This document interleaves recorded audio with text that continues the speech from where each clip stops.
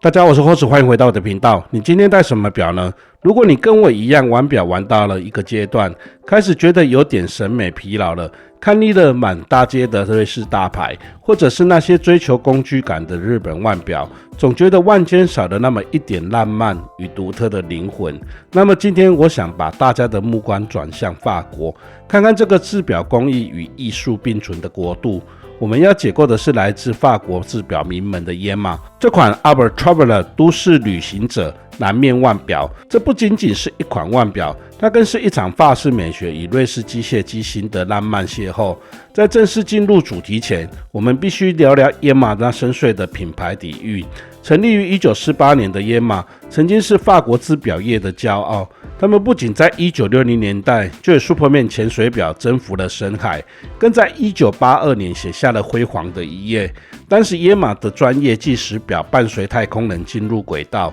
成為史上第一枚飛向太空的法國腕錶。從極地到噴射飛行員的座艙，耶瑪的歷史就是一段挑戰極限的冒險史。而今天這款都市旅行者，正是品牌在經歷世紀更迭後，將這份硬核的探險基因濃縮進現代都市生活的野心之作。提到耶瑪，很多資深錶友第一時間想到這是其標誌性的潛水錶。但這款都市旅行者將品牌歷史中極具辨識度的設計細節，轉化為更適合日常佩戴的運動風格。它的誕生初衷非常明確，就是要打破正裝錶與運動錶之間的界限，打造一款具備精密幾何構造且融入一體式流暢感的全能作品。我們先來看看这只手錶的鋼骨結構。耶瑪在這次的改版中展現了極大的誠意，他們特別在錶殼工藝上下了功夫，將包含 2.2 毫米厚的雙拱門藍寶石晶面在內的總厚度控制在極其扎實且均衡的 11.4 毫米。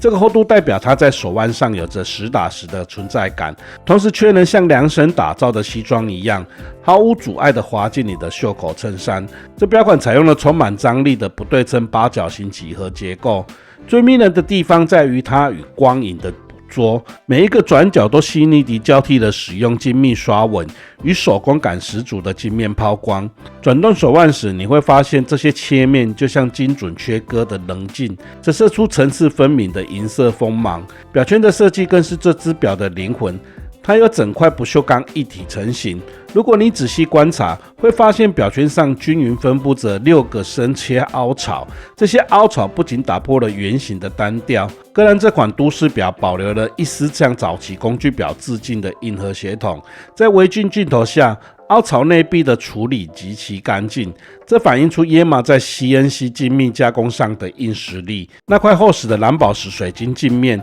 在邊緣產生出微小的光旋畸變，更為這錶款添增了一種通透且復古的高級感。接着我們來聊聊這錶款最令人鄙惜的部分，也就是美到不可思議的藍色盤面。它不是那種沉悶單調的平面藍色，而是採用了極其細膩的放射狀太陽紋處理。當光線照射在盤面上，它會隨着角度變化，產生出極其深邃的光影流動，就像是地中海最平靜的海面上，陽光穿透水層，灑下那抹動感亮藍。盤面邊緣那圈帶有圓形刷紋效果的凸圓，就像是為了這片海域鑲嵌了一個精緻的畫框，讓視覺層次感瞬間從中心向外延伸開來。這種光影的變化在微距鏡頭下呈現出一種絲滑的緞綢質感，與拋光的不鏽鋼石標相互輝映，讓整塊盤面在動靜之間都展現出極致的優雅。而那根靈動的白色秒針，在深藍色的底盤上，如同劃過夜空的流星，不僅增加了獨實的銳利度，更為這份沉穩的藍色注入了一絲現代運動的靈魂。當然，作為一款都市旅行者，它考慮到了全天候的陪伴。當時標上的 Supernova 夜光在暗處亮起，那種地中海藍轉為冷冽極光的反差，真是法式浪漫的另一面。搭配100米的防水性能，無論是你穿梭在午後的陣雨中，還是深入光影昏暗的小酒館，它都能展現那份不需言說的從容。錶冠的部分則是細節控的最愛，緞面拉絲的質感配上拋光的壓紋標誌，操作起來的阻尼感非常扎實。而這條一體式鋼製鏈帶，絕對是這只錶視覺上的重頭戲。當鏡頭掃過這些由短小鏈結組成的鏈帶時，你會被它極其精美的打磨所震撼。野馬在每一枚鏈結的側面與轉折處都做了高亮拋光，而正面則是保留了細膩的縱向刷紋。這種明暗對比的律動感，讓這條鏈帶在燈光下展現出極強的捕捉光線能力。當你輕輕轉動手腕，那些拋光斜面就像無數面的微型鏡子，呈現出一種如同珠寶般璀璨的流光溢彩。這種精緻度在同價位段中幾乎罕見。它不僅賦予了腕錶一種華麗的視覺分量，更與八角形錶殼形成完美的視覺延伸，讓整隻錶在鏡頭下散發出一種令人無法忽視的高級質感。翻到背面可以看到底蓋上有着液壓機精心鍛造的經典徽章，環繞着精細的圓形刷紋處理，連在不常看到的地方都做到了如此體面。在機芯方面，野馬選擇了最值得信賴的合作夥伴，也就是瑞士製造 Sellita SW200 自動上鏈機芯，正品28800次。這確保了秒針在運行時是極其絲滑流暢的。雖然38小時的動力儲存屬於標準規格，但它的優點在於結構穩定且全球通用。值得一提的是，雖然搭載瑞士機芯，但這錶款的設計與最終組裝調校都在法國莫爾托的車間完成，展現出法瑞邊境深厚的製錶傳承。這是一顆具備機械真實感且讓你毫無後顧之憂的瑞士心臟。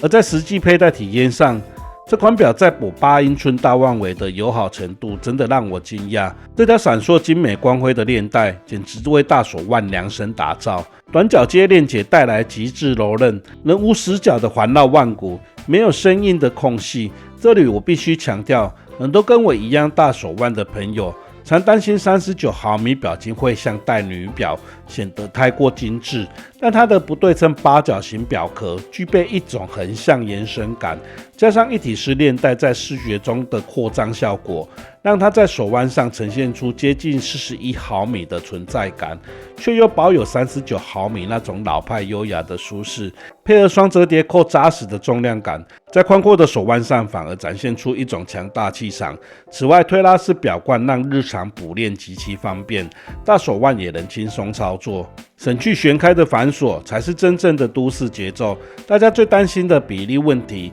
雖然39毫米錶金聽起來精緻，但得益於橫向延伸的不對稱八角形錶殼以及一體化線條，它在我8英寸手腕上完全不顯小氣，反而呈現出內斂的紳士比例。43.5毫米的錶耳間距，確保錶頭安穩居中，不突兀也不會被手腕吞噬。這種平衡感真的非常出色。最後我想強調的是，這支都市旅行者最珍貴的價值，在於它身上流淌着純正的法式製錶血液。從1960年代的深海傳奇到1980年代的太空冒險，野馬始終在法國製錶史上佔據着無可取代的位置。當全世界都習慣了瑞士製錶的壟斷，野馬在法國莫爾托的製錶車間，用行動告訴我們法式工藝的復甦絕非虛言。這不只是一枚擁有精準瑞士心臟的腕錶，那更是法國製錶匠人對細節執着的結晶。對於我們這種大手腕的玩家，這錶款證明了優雅與力量感，